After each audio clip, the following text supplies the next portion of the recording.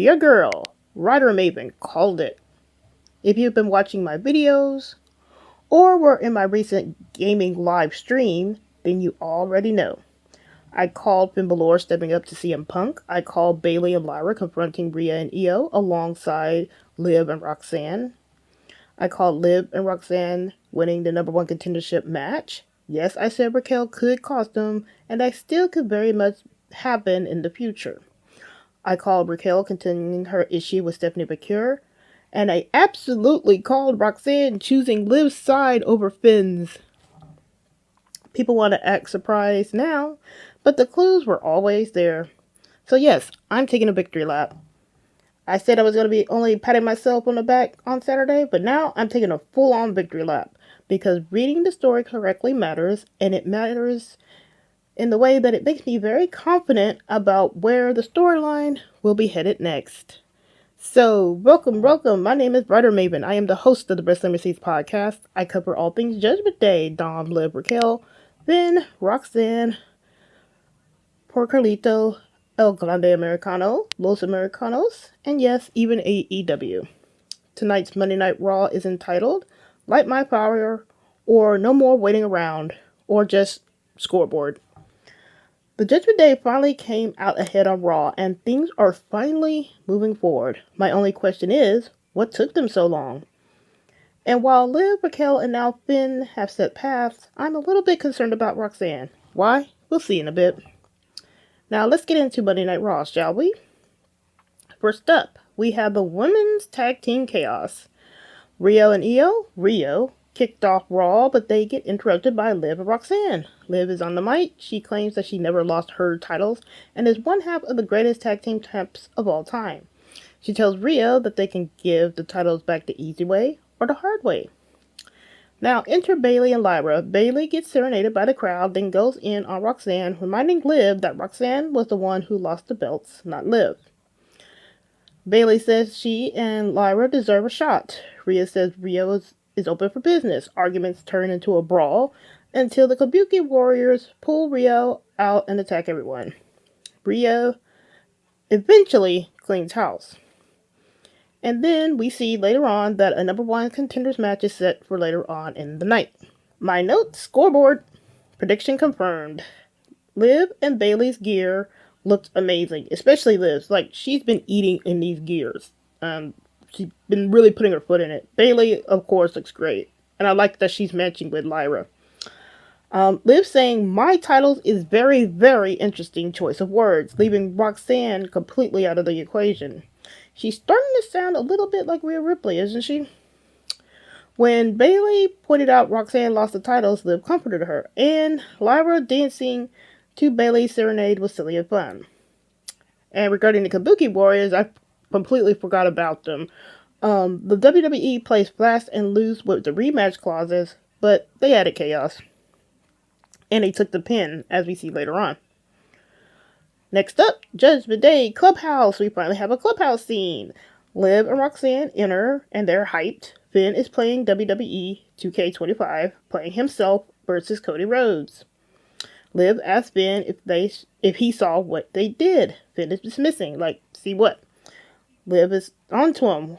What happened to you wanting gold? She says the Judgment Day don't sit around waiting. Raquel didn't wait, and she and Roxanne didn't wait.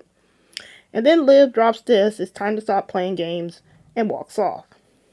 Now, to further stick in that dagger into Finn, Roxanne walks up to Finn and says Liv has a point and leaves him. And then by the end of the segment, Finn is saying, just you watch, girls. And then during this time, we see Finn Balor being pinned by Cody Rhodes in WWE 2K25. My notes on this, scoreboard number 2 and 3. Because Finn and Roxanne are officially not aligned anymore. Roxanne completely took Liv's side. And I was telling people, we saw the signs earlier on. Liv was pulling Roxanne to her side. And Roxanne and Finn had not been associated for months at this point. It pretty much stopped after SummerSlam. People didn't want to believe me then, but this pretty much cements the deal that Finn and Roxanne are not on the same page. Liv lived the match with Finn, and we see why later on.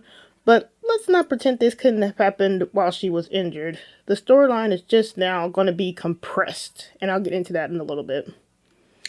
And yes, Cody Rhodes pinned Finn even in the game. Even virtual Finn can't escape being called Pin Balor. But on the upswing, Finn actually has a story now. And then up next again, we have CM Punk and Finn Balor's promo. CM Punk comes out, gives Germany crowd their cheap pop, and says the road to WrestleMania goes through him. He talks about surviving Braun Breaker and is waiting to see who steps up. And guess who shows up? Finn Balor. He comes out circling Punk. Finn says he's not waiting for the Royal Rumble or the Elimination Chamber, and he's not here asking for handouts. Punk named him as someone he wanted to face, so here he is. Punk says, yeah, I said that I wanted to face you, but that was 2 months ago. He's like, where's Finn's ambition? He's too busy playing video games, worrying about Dom, helping JD. And some weeks it looks like he's shining Liv Morgan's shoes. Ouchie! Punk asked if Finn wants the title, and is it going to be Finn Balor showing up, or Finn Balor with Judgment Day? Finn says there's time for everything, but the line starts here, and he drops it. He wants his next match, his title match, in Belfast, Ireland. And Finn says it'll be Punk versus the Prince, and there will be a new Irish World Champion. Punk accepts and promises that he will still be champion after he puts Finn into the GTS. Again with the notes, storyboard again. Finn had to call his shot. He had to. This was overdue, and like I called it on Saturday, I said Finn needed to go challenge Punk, and he did. I do not understand people saying that Finn is going to stay heel. This was a babyface pivot in the best way. Because we'll get into what I think is going to happen next week on Raw, but this was a babyface pivot. He's already still teasing his original entrance, and if you're going to have the hometown crowd for Belfast, then that is the perfect way to get into a complete face turn. And finally, Finn has a storyline direction. He's not waiting around for Dom and JD, and he's no longer being the demented demon, at least not yet. Next up, women's tag team Number One Contenders match. We have the Kabuki Warriors and Asuka and Kairi versus Bayley and Lyra versus Liv and Roxanne. This match slapped. High energy, big spots, chaos done right. We had the Tower of Doom spot, Asuka's double suplex on Lyra and Bayley, Lyra catching Kairi mid-air, and Bayley hitting a elbow on her afterwards. We had Roxanne hitting the pop rocks, her trademark windmill strikes. Everybody showed out. Finish came when Liv sneaks attack on Roxanne and then hits the Oblivion out of nowhere when Kairi was concerned with getting Roxanne out of the ring. And she pins Kairi 1, 2, 3, and now Liv Morgan and Roxanne Perez are your number one contenders, and they will face Rhea and Io at Saturday Night Main Event, and I believe in 1 or 2 weeks. Yeah. And again, scoreboard again. Introducing the teams during the commercial was lame, though. We saw Liv and Roxanne come out during the commercial, and then Bayley and Lyra. I really don't like it when they introduce people during the commercial. We have all this time. Use it. Roxanne covering Liv's ears during Bayley's serenade was hilarious. Liv and Roxanne were loud during the match. Their character work is on point.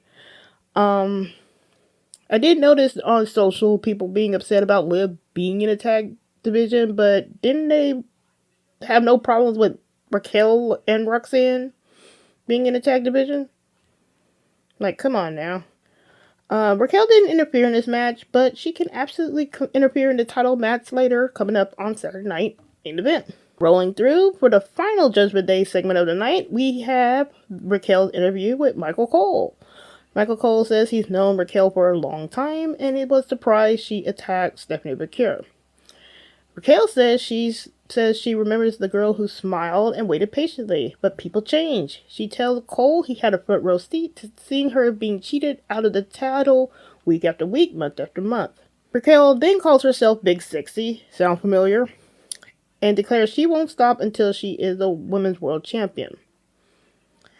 Stephanie then comes out with the officials trying to hold her back, and then Stephanie, after Raquel is like intimating that she's going in the back and faking, acting like she's having a bum leg, Stephanie's addressing the camera, saying, come get some, pretty much, when Raquel attacks her again, attacking the injured ankle, and then she takes Stephanie's title belt and hits Stephanie's ankle with the belt so hard it broke, as we found out later. And again, one more final scoreboard of the night. Raquel is getting some real heat. Now, I've always said that she can go face, and she can, and she's getting heat now, but this is an international crowd, and that's kind of to be expected. And they can always go face later on. But even if she does stay heel, she can still exit Judgment Day either way. So she just doesn't have to align with Liv as it is. By the way, did y'all peep that Raquel said Cole had a front row seat to Raquel being cheated out of the title? So if this is the case, was she only talking about her being cheated out of the title with Stephanie? Or was she talking about how she was cheated out of the title when she was facing Rhea and Dom was around? Because remember, Dom did cost Raquel the title. Is she talking about him? Just something to think about. And now we're going to get into some Raw quick hits. Javon Evans defeated Bravo Americano. And it looks like he's going to have a little feud with El Grande Americano and Los Americanos. The Lucha Bros, or Lucha Bros 2.0, and Penta and Dragon Lee beat the Vision by DQ. Braun Breaker is suspended indefinitely because he came out and just pretty much obliterated Dragon Lee and was causing all kinds of chaos. But he's suspended because he put his hands on Adam Pearce. But Adam Pearce might be in trouble because Adam Pearce touched Braun Breaker first. Gunther beat AJ Styles. Gunther tapped though. And I am so bored with Gunther.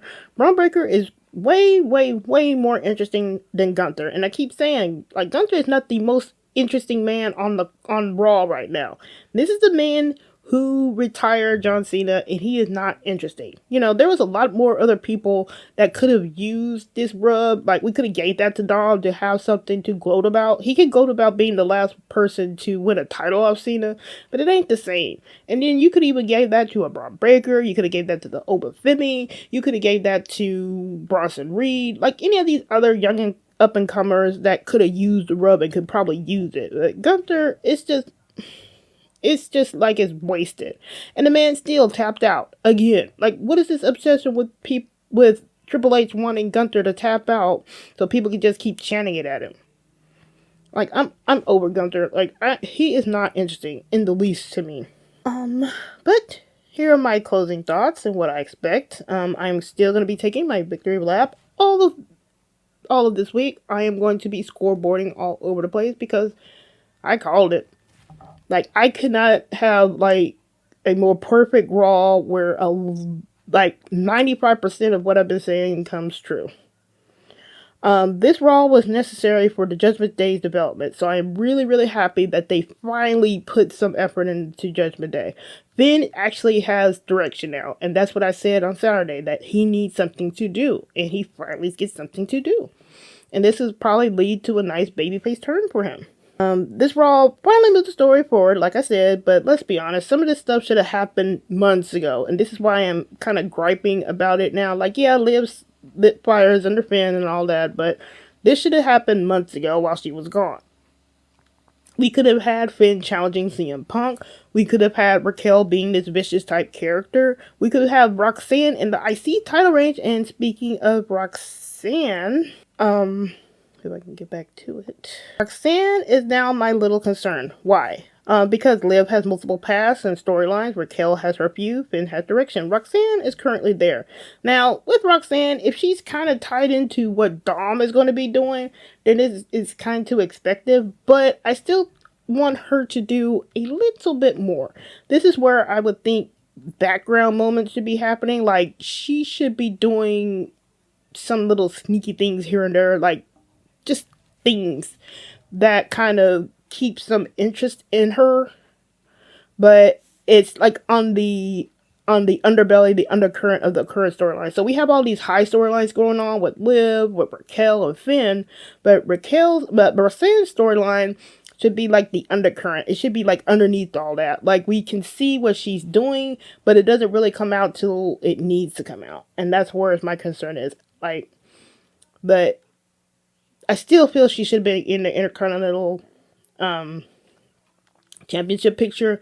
But if she's not there, she needs to be doing something with Dom. And maybe when he gets back, that gets started again. Also, hypocrisy Ross. Watch, actually. Liv is being a little bit bossy. Yeah, she, lit a fire under Finn, like I said, but she's being bossy. Where have we seen this before? I'll give you a hint. Starts with the letter R. Looking ahead to next week, we're going to be in Belfast, Ireland. We're going to have Finn versus Punk for the world title. People are expecting Dom to cost Finn, but I am not seeing that. There's no reason for Dom to cost Finn. Like, they haven't been beefing. This is where if Dom was there and they had been beefing, yeah, I could kind of see Dom costing Finn, but Dom hasn't been there, and when Dom was there, Finn and Dom were getting along and playing video games. So I don't really expect Dom to cost Finn. If Finn gets costed in any way, I think it's going to be Division sans Braun Breaker. Like, Braun Breaker, like, the Division will come out, maybe cause a DQ, maybe cause it where Finn gets pinned, and then this could actually usher in a babyface turn for Finn because maybe he helps CM Punk fight off the Vision. You see what I mean? Because he'll have Belfast, Ireland behind him. So the Vision come in, they start attacking, maybe they make it a no contest so Finn doesn't lose or get pinned, and then Finn decides to stick up for CM Punk instead of like leaving him behind like he would as a heel.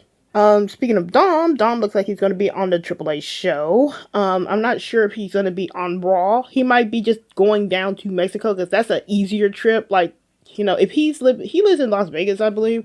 So that's a little bit easier trip for him to go from Vegas to Mexico, especially with his injury, than just going all the way around the world to Ireland. So he might be able to do that Mexico trip, and then he might still just stay stateside until the Royal Rumble at the end of the month. Tag team build. We will probably see Rio and Liv and Roxanne build like next week on Raw. Like maybe we'll have some promos, maybe an attack, something like that. I expect that.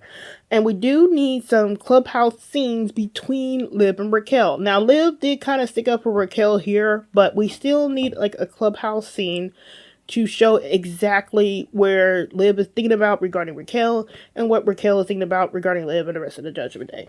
And like I said, Roxanne needs more narrative weight. This is one of those things where I always say, like, she needs a little bit something to do. And I think she needs a little bit something more to do. Like, she could be doing something in the background, like sneak that call to Dom, or sneak some kind of text to call. Like, you can do a little bit of things. Like, if she's involved with Dom, there are things that she can do where Dom doesn't have to be present in the promo. You can do some stuff here, and that's kind of what I'm hoping. What happens with Roxanne? Like that needs to kind of get going. I mean, maybe that'll start up around Royal Rumble and after, but right now they can do a little bit of hints here or there. And that was Raw.